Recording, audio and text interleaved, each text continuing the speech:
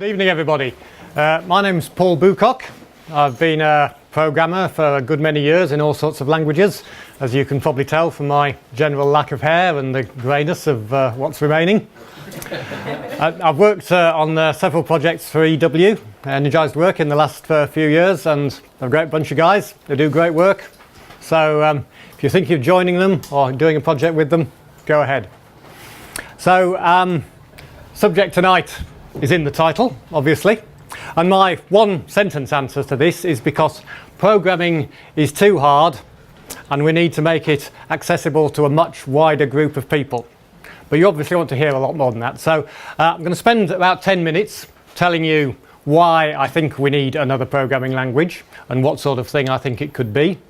Then I'm actually going to show you an experimental prototype that I'm working on for another 10 minutes, and then questions.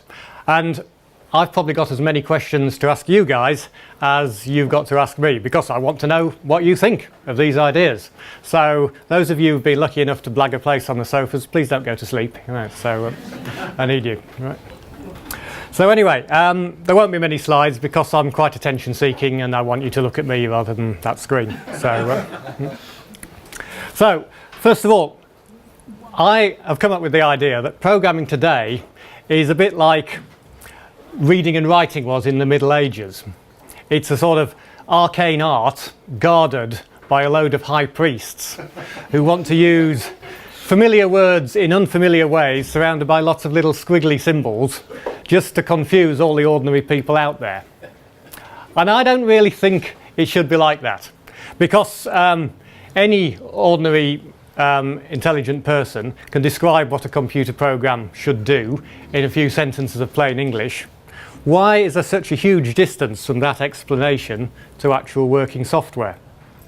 I would like to see a situation where anybody who is prepared to learn how to use a word processor or a spreadsheet properly can equally well, with a bit of thought, put together a software application. Now, if you get to that situation, it could change quite a lot of things. It could lead to people doing their own programming, but it could also lead to professional software people working in completely different ways. Maybe the roles of business analyst and programmer would tend to come together. The business analysts would start the program off, and then in the same tool, the more technical programmers might fill in the details. Or you might even find that all the hard-bitten real programmers who think a text editor is the only way to make anything would actually find that using something a bit visual would be more productive. So there's the clue about what I'm thinking of. I think a visual programming language is probably the best answer to this problem. And the reasons for that? Well, most people accept that diagrams are easier to understand than text. It's a fairly well-known thing.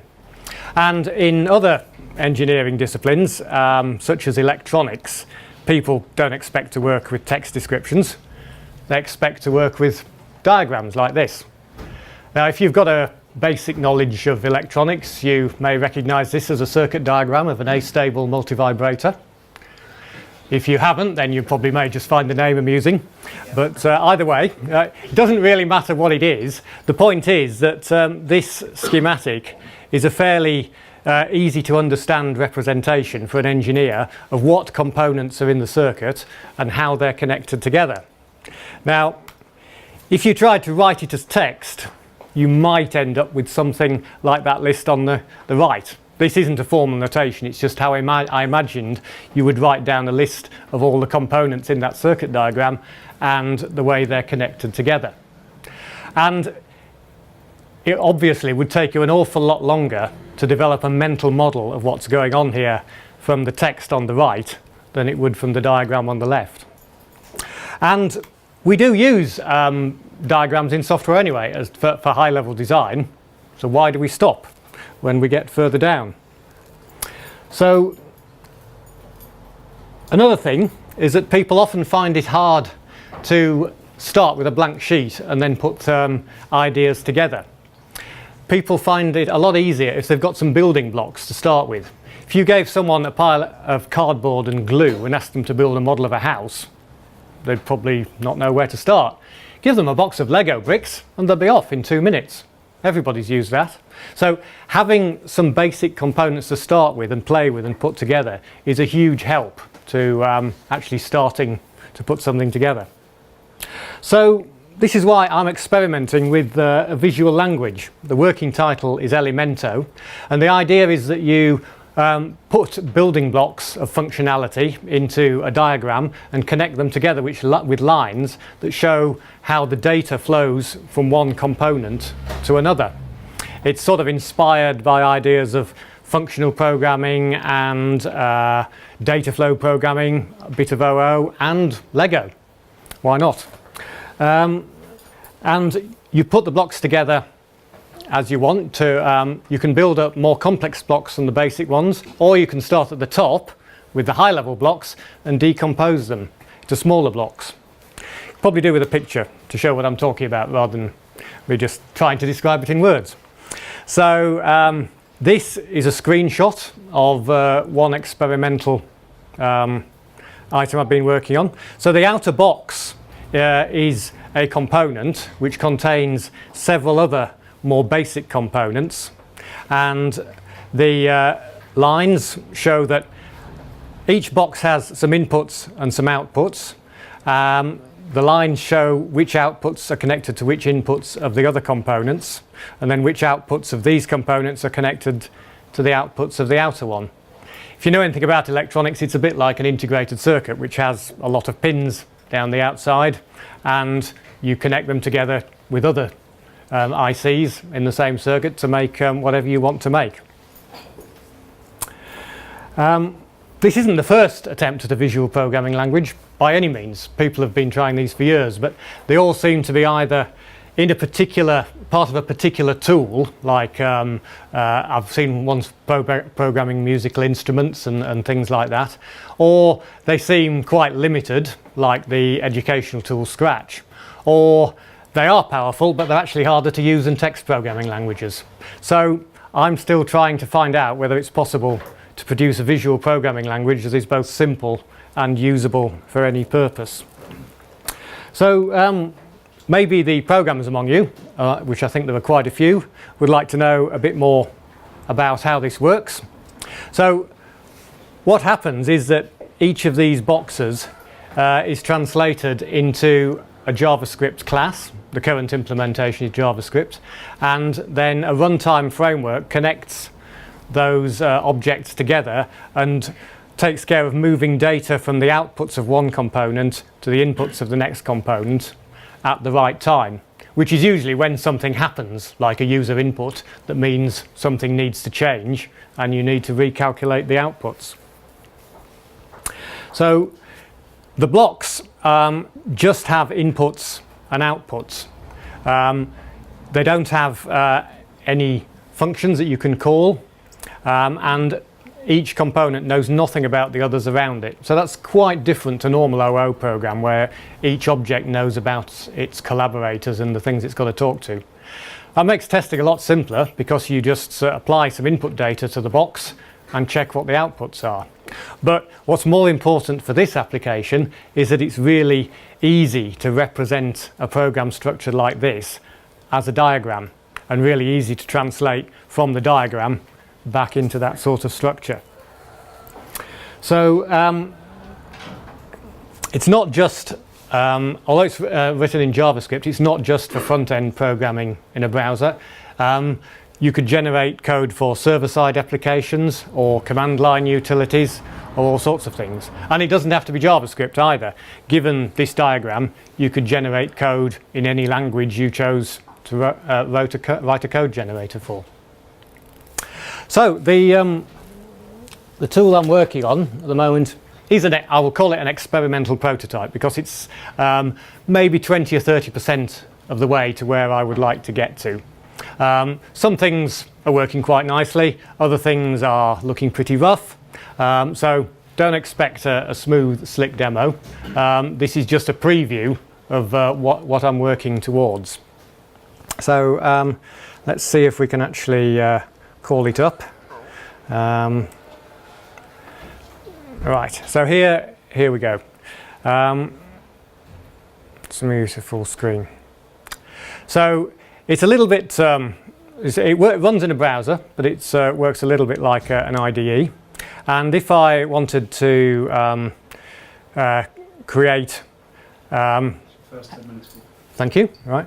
So if I wanted to create, say, a hello world program, because that's what you've got to do with any programming language, then first you try spelling hello properly. So there's a bunch of standard components. These are actually implemented in JavaScript already, which I can use. And I can create a new one like this. So let's call this. Maybe you can zoom your screen a little bit. Maybe I could, yeah. Let's see how that goes. Right, thank you. Right, and then from the list on the left, let's give ourselves an output, and let's pull in this little item. So this box you can put in any basic value. If you connect the output of that box to the source pin port of the output, and then you run it, and somewhere down here it will say hello world. Not that interesting. So let's make it say hello to somebody. So we'll get rid of that fixed data item. Bring in an input item, which we'll call name.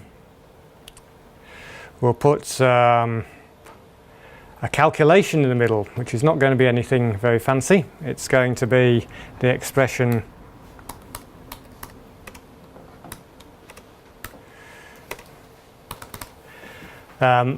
these are just plain JavaScript expressions, but as those look pretty similar to what you get in Excel spreadsheets, they should be understandable by most people. So that name there obviously needs to come from somewhere, so I'm going to add a name input to this box. Then I can connect the output of the input to there, and the output of the calculation to the output. And when I run it now, I hope, if the demo demons haven't struck, that I'm going to get a prompt for the name, and when I type that in there, it updates like that. So that is your basic hello world program, and it's in Elemento. So can we do something a bit more interesting? Well, probably not in the few minutes I've got left, but let's. I can at least show you around one I made earlier. So I've been looking at this application. I don't know if any of you have seen the To-Do MVC website, which is a place that compares lots of different front-end JavaScript frameworks. So although what I'm building isn't just a front-end framework, this is still an interesting area to explore. So if you take one of them, for example, they're all the same. Look at the React one. You've got a place where you can type in an item. It puts it on a to-do list. Do the things you might need for breakfast. You can tick these off, delete them altogether if you don't want them, change what you want to do. So let's see if we can build something like that. If you were going to start building it from scratch, I'll just go a little way into this, then you might start with a new project. And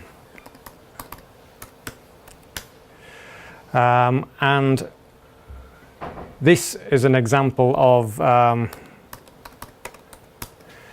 building from the top down.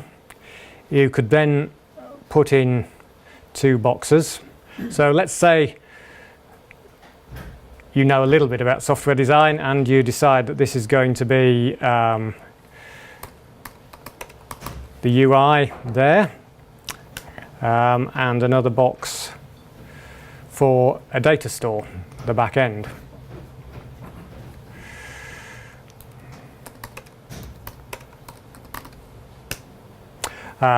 which isn't. And then you're going to want to wire those together somewhere. So let's say you have a way to add and delete things. The front end, that's the wrong way around, sorry. They should be outputs, shouldn't they? And because I've zoomed the screen, the outputs have gone down here. Right. But it shows it's responsive, doesn't it? That's what everyone wants. So you'd have outputs from. Sorry, let's start again on that. You'd have, say you had an output to add something.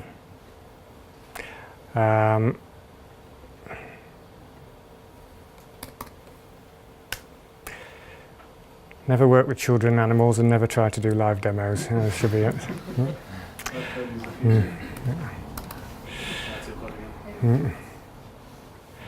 So the output of the store would obviously be the to-dos, and the UI would need an input, which is all the to-do items, and then you'd be wiring these together like this. Right, and then if you wanted to break this down, then you can break the UI out into a new component and then start filling that in. And you can do the same with the store and start filling that in. So obviously this is reasonably quick, but I'm not going to get through it in the 5 minutes I've got left. So in proper Blue Peter style, here is one I made earlier. Right, you've got it, yeah. So that's got an app here. So I'll just show you around a few of these bits because I haven't got time to go into them in great detail. But as you can see, there are several inputs from the UI into the store. One challenge I still need to solve is what's going to happen when you've got a much bigger application and there are 20 or 100 data paths between the UI and the store. That's why I'm experimenting. I don't know the answers to all these things yet. We've got a style sheet up at the top, which is just a way of making it actually look like the original To-Do app. And it does look a bit like that. That's so that here, a list I made earlier. I don't know what flat table is. I've nothing against Frenchmen, and the last two are just the kind of things people eat round here, aren't they? You know, so it's,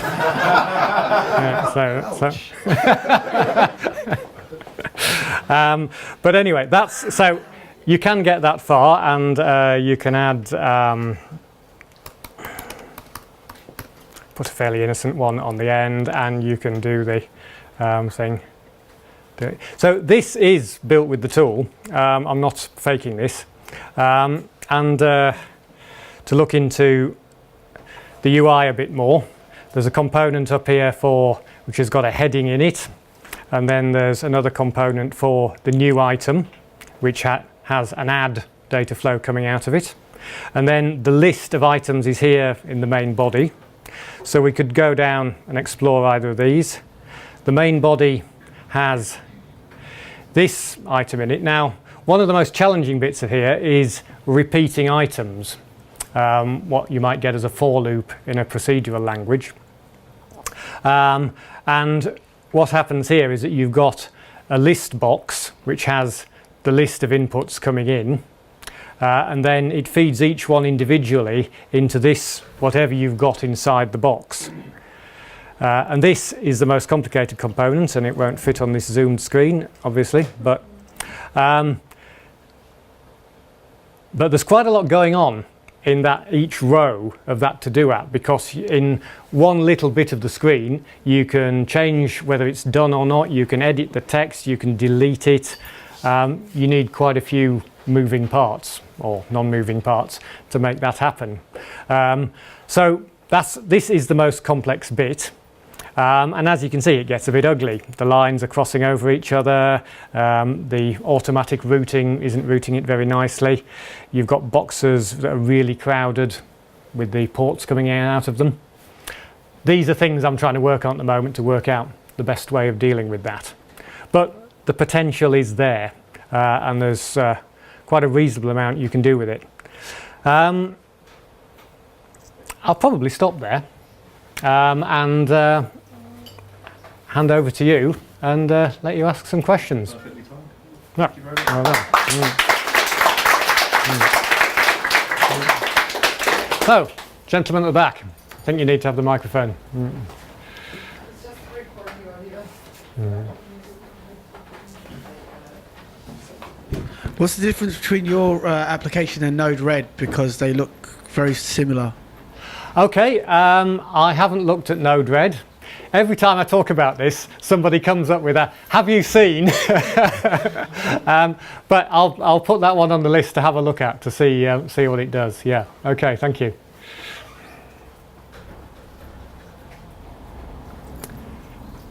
Okay, sorry. So did you show it to non-programmers if you want? And see what they find? I haven't yet. No. This is actually its first public outing. Yeah. So and I was still working on some of this stuff this morning. You know. So yeah. But I will be doing that soon. Yeah. Martin. Yeah, I actually have two questions. First, probably you will be able to answer relatively quickly. It looks really impressive. How much time did you put into this, into working on that? Right. So far, about 3 months of working, maybe 10 or 15 hours a week. Okay. Yeah, that's a really good effort. And the second one, I don't know. Did you put any thought into how you would test these components? Because these components look like they could be really easily testable. Did you think about like what kind of test framework you could build around this? Yes, I'm glad you asked that question. It's great to be able to say that, isn't it? Right.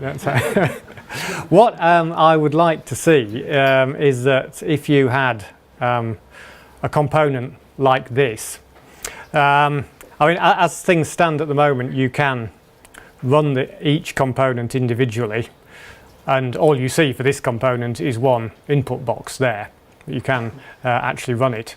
So what I'd like to be able to do is have in the tool a test framework whereby you can set up an input for this place here and look at the output here and then go through several combinations or different values of inputs and save each one. And then so long as everything's correct, you can rerun that as a test. So I want that's on the list, fairly near the top, but I haven't got there yet. Hello. Are you Turing complete? I'm not glad you asked that. It's difficult to say. I'm convinced that you can build any application, well, any sort of business or user-oriented application in this. One thing you can do is use a timer as an input, so you can make things actually change or move around. Another experimental application where I'm working on is a Space Invaders game. I think if you can produce a business-like application and a Space Invaders game, it's fairly versatile. Yeah. As for Turing complete, I don't know, because this isn't really a Turing machine. It doesn't sort of have registers and storage, and there are no variables. It's purely functional. How do you deal with side effects? So everything you've shown so far is with your input, but what if you need to get things from elsewhere? Right. If you needed to go to a remote system, then with an asynchronous call, I think the way to deal with that is with a promise. So at the moment, each component takes in data and outputs data straight away. But my idea, although I haven't tried it yet, is that if an input to an item is the result of an asynchronous call, then and a promise coming into one of these boxes will cause a promise to come out the other end. And as long as the overall runtime framework that takes the end result and displays it on the page expects a promise or a normal piece of data, then I think the whole thing should hang together. But that's a very interesting area I need to explore soon.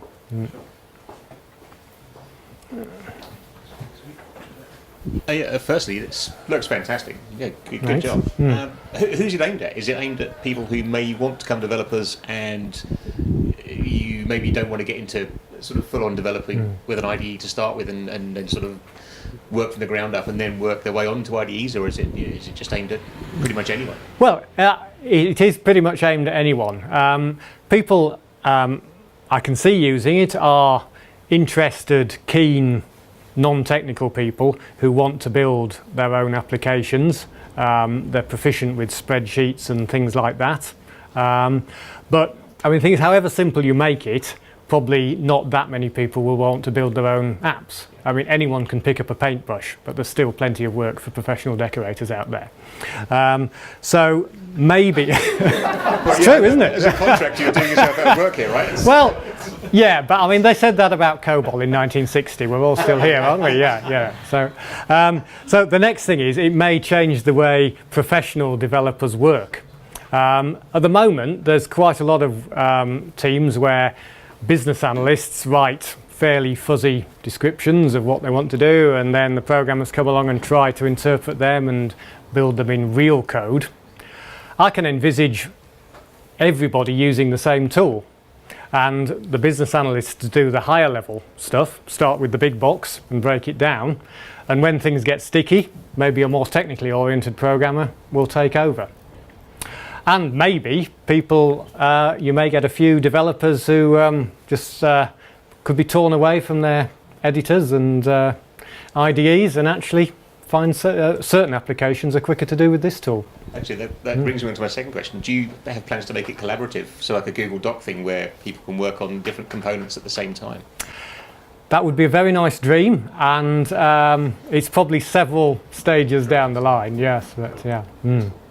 By the way, I mean, at the moment, because this is just experimental, it's a private project of mine, but I am hoping to make it an open source tool as soon as it's robust enough not to be too embarrassing. Hopefully early in the new year. So yeah.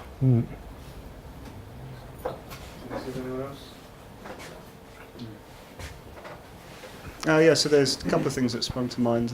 I guess the first one is like, is there a way to get under the covers? Like, so if you don't want to do the patching manually, can you see the definition of the component underneath? Is there a way to sort of see behind the screen? Well, yeah, I mean, if so that's obviously biased by like the exact programmer bias that you were talking about in the first place, which is like preferring to use a text editor. But in my experience with visual programming languages like Maximus P, quite quickly I get frustrated with actually the visual part of it, and you can drop down into the component itself and start to edit it. I wondered if that's something you thought about. What do you mean exactly by drop down into the component? So you can see the kind of textual representation of the visual component. Yeah, well, so whether it's like represented as JSON or some sort of executable. Well, yes. I mean, it is represented as JSON. It's not very understandable at the moment, but I'm working on that. The other thing is I've got a debugging thing built in where you can actually see the code it's generating.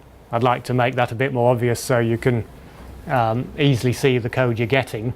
You can debug the values that are coming in and out of these objects in the developer tools at the moment. But that's another big area, debugging. How do you deal with this? I want to be able to get to a stage where you can hover over one of these pins while the program's running and see what the data value is at that point, or what the last data value was to go through it. Understand? Okay. So, and the second one was around the relationship between the visual design element and the data flow through the program.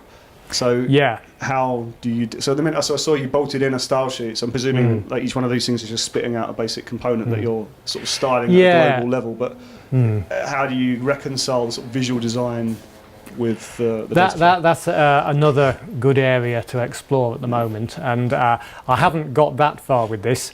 The basic thing at the moment is that the items are ordered from top to bottom order in the page, which isn't very good at all. That's another big area to go into, actually. How do you get a good visual design out of this? So the metaphor in Max is that you have two modes. You have an editing mode and a locked mode.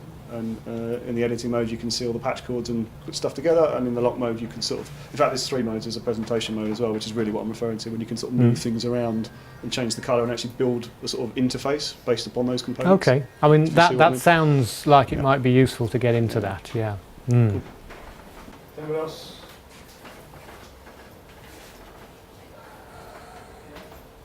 So this is cool. So my daughter wants a system that's going to track all her flashcards for law. So I know who to put her in contact with now, because Yes, well, exactly. I mean, that is part of the audience. Someone who wants a little app that's a little bit too difficult to do with a spreadsheet, but exactly the right thing isn't out there. So my They can brother's build an it themselves. accountant, and he said, "I'm so annoyed with these accountancy tools. I'm going to learn Java."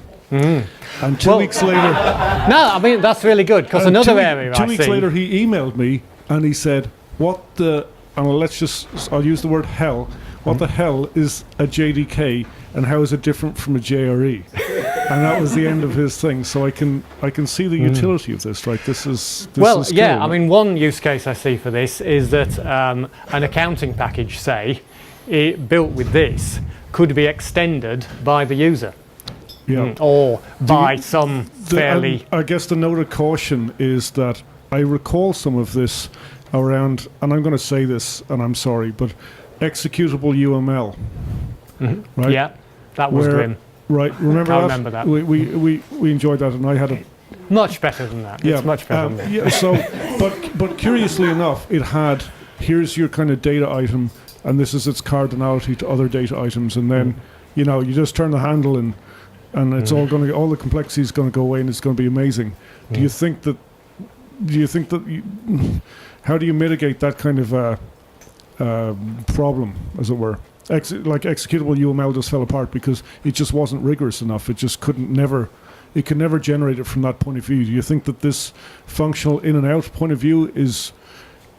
At the moment, capable? I do, yeah. Right. I may be proved wrong, but that's why I'm still calling this an experiment at the moment, rather than...